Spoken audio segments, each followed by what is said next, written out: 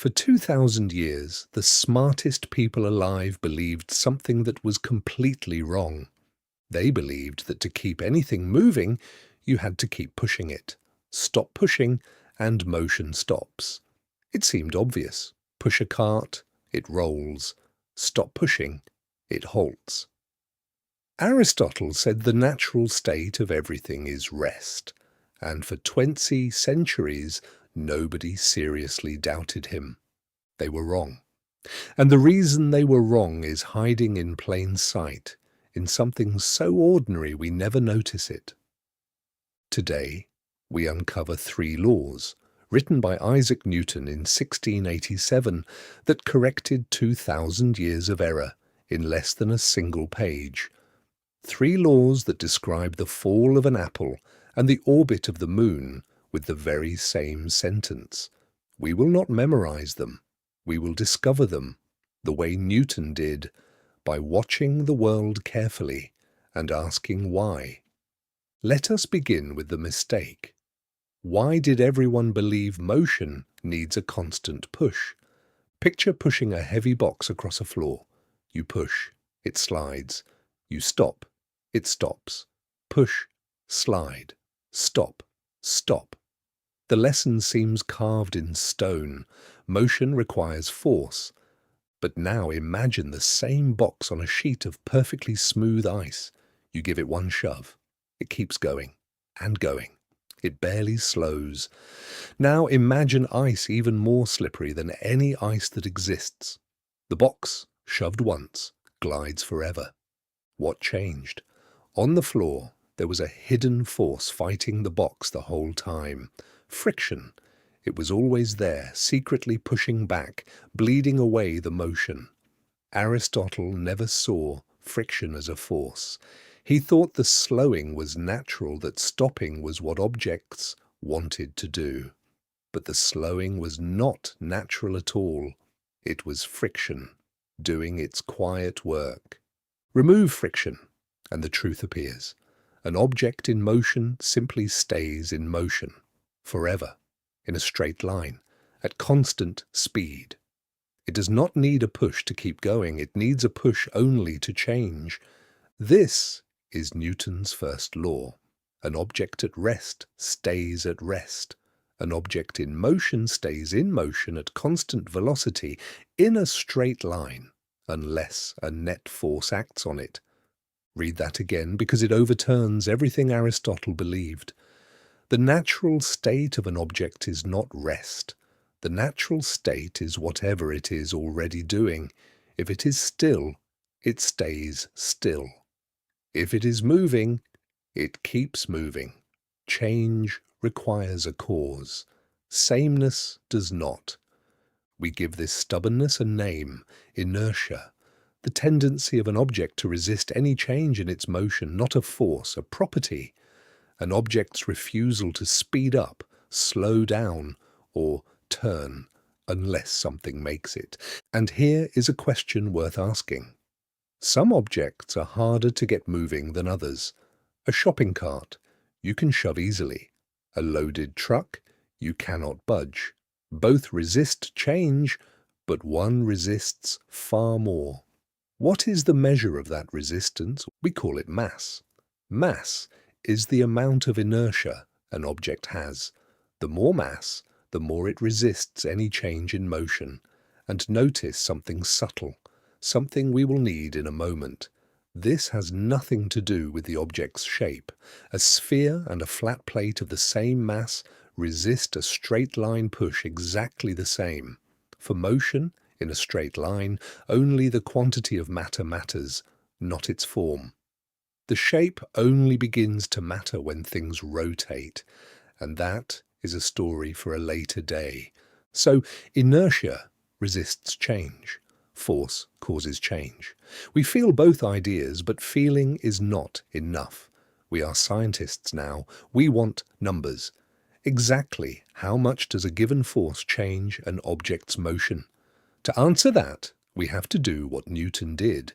We have to measure. But measure with what? Here lies a trap that is easy to fall into.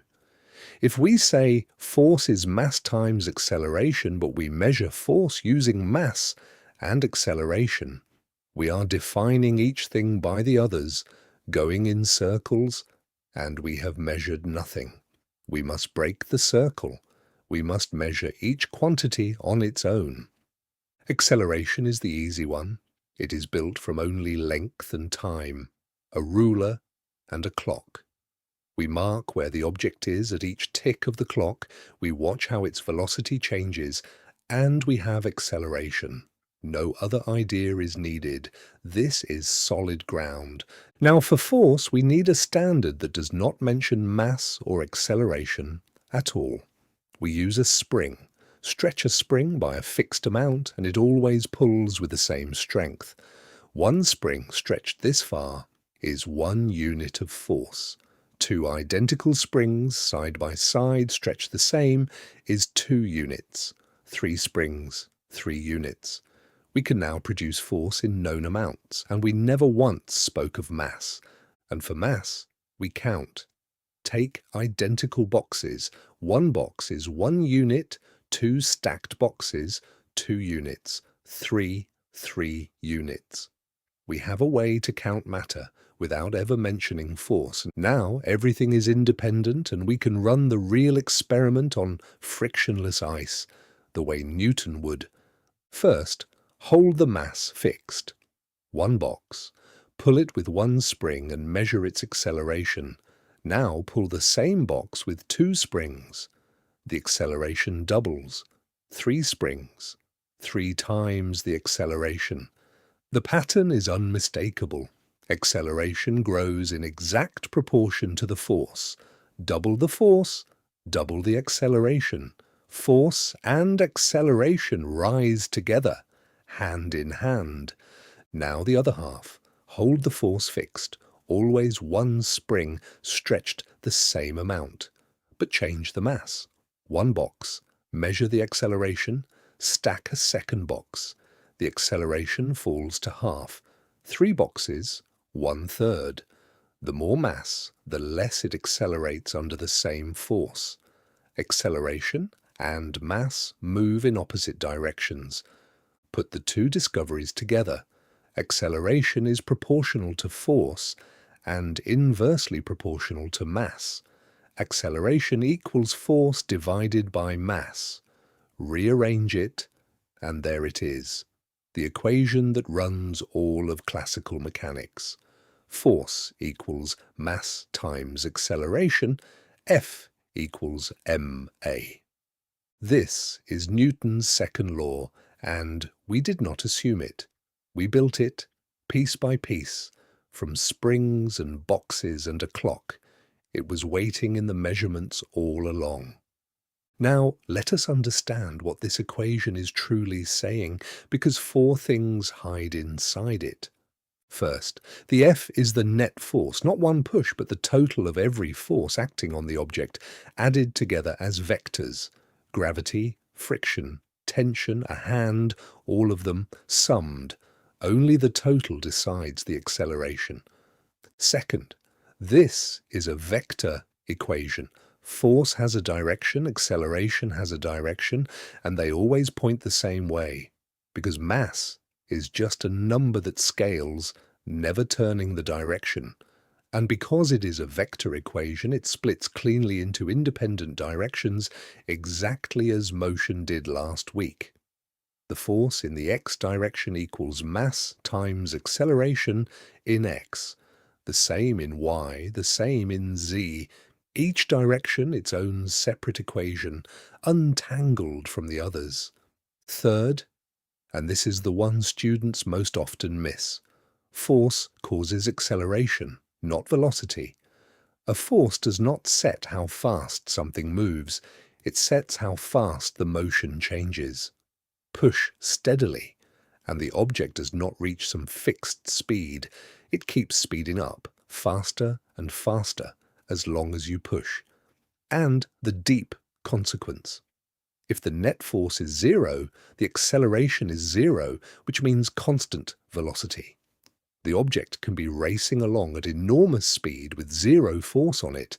No force does not mean no motion, it means no change in motion. This is the first law, living inside the second. Fourth, the equation is instantaneous. It is true at every single moment.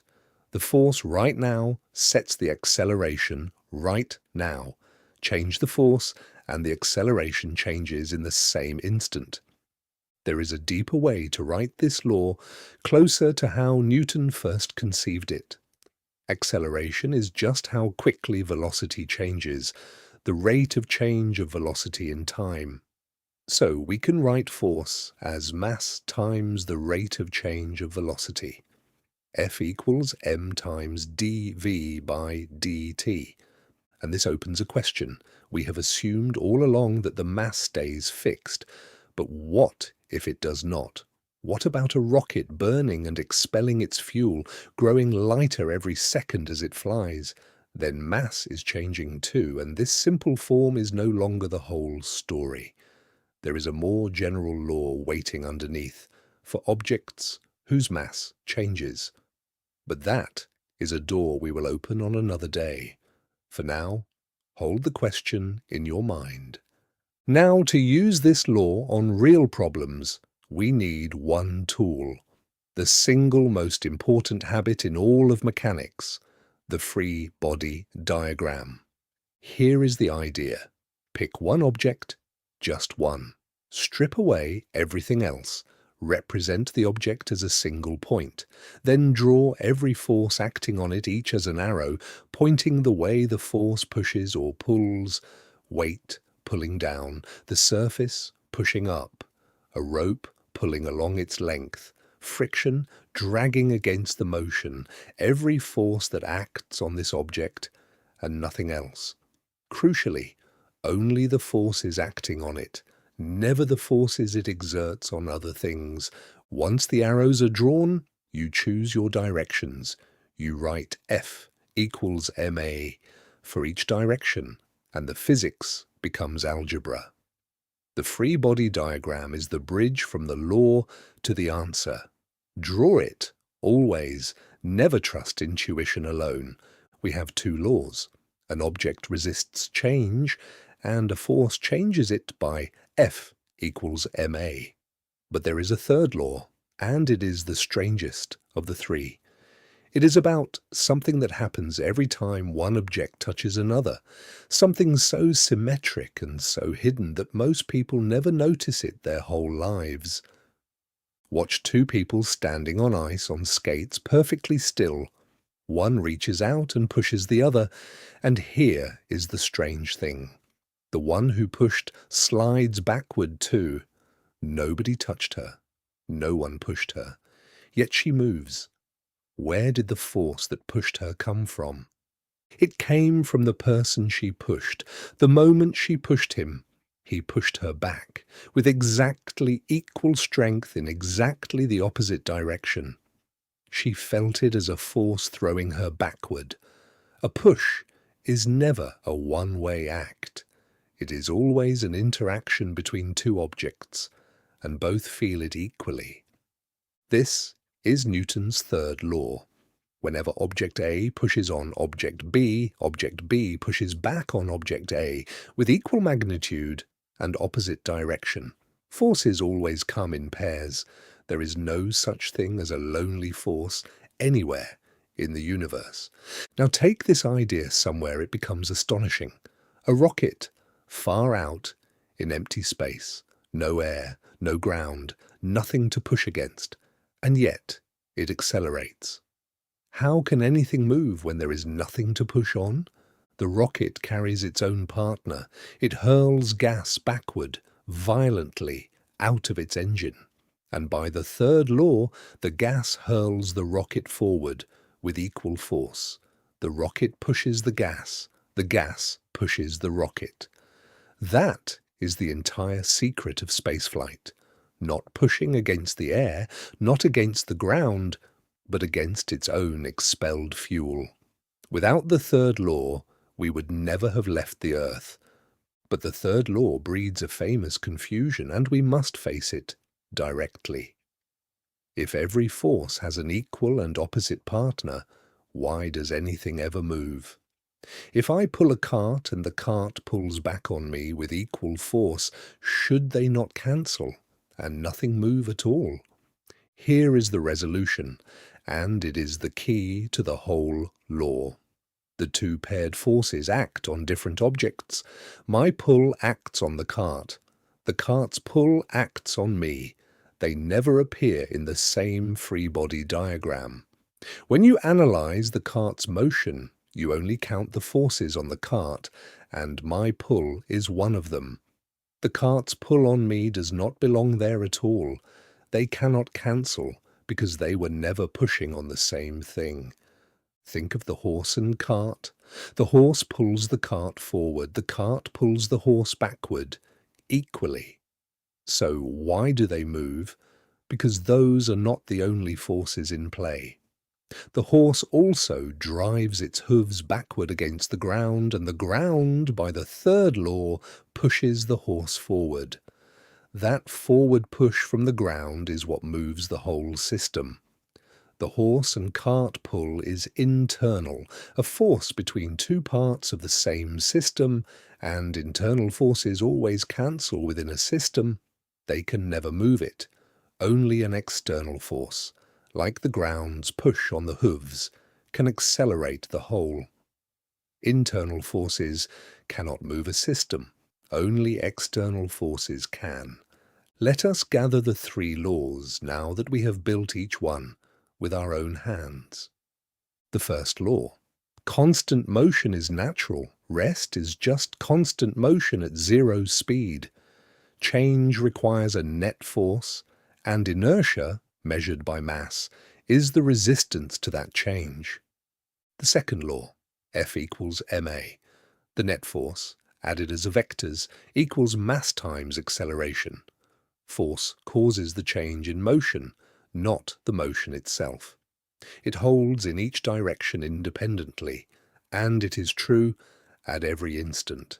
The third law. Forces come in equal and opposite pairs, but the two always act on different objects, so they never cancel each other within a single object's motion. Internal forces cannot move a system. Only external forces can. And binding all three together, the free body diagram.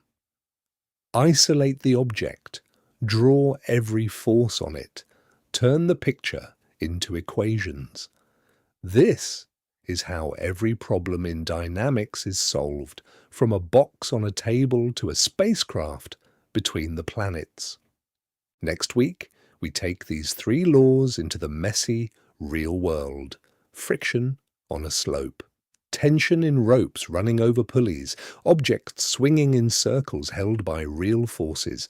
The laws will not change. They never change. Only the situations grow richer. Because once you have Newton's three laws and a free body diagram, you can describe the motion of very nearly everything.